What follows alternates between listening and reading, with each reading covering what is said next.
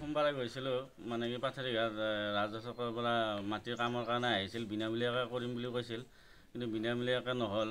আমাৰ পৰা 100, 200 যিয়ে যেনেকৈ পাৰে লৈছে। গ'লোঁ, যোৱাৰ পিছত আমাৰ পৰা পইচা লৈ আৰু বিনামূলীয়াকৈ কৰিম বুলি কৈছিল, কিন্তু বিনামূলীয়া নহ'ল আৰু এইটো চব দালালে হৈ গ'ল।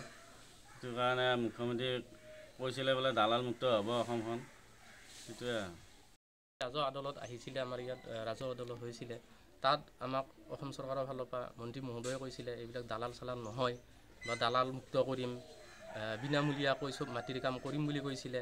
গতিকে এতিয়া ইহঁতৰ পৰাও পইচা লৈছে, 100 টকা লৈছে বা য'ত যেনেকৈ পাইছে তেনেকৈ পইচা লৈছে।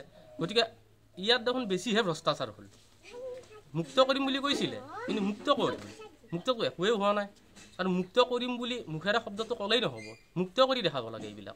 এইবিলাক মানুহে যিবিলাক এইবিলাক ভ্ৰষ্টাচাৰ কৰি আছে, এইবিলাক মানুহক ধৰি ইহঁতক উচিত শাস্তি দিয়াটো আমি বিচাৰোঁ। Don't forget to like, share and subscribe to East Mojo. For any queries, put them down in the comments section below and press on the bell icon for notifications.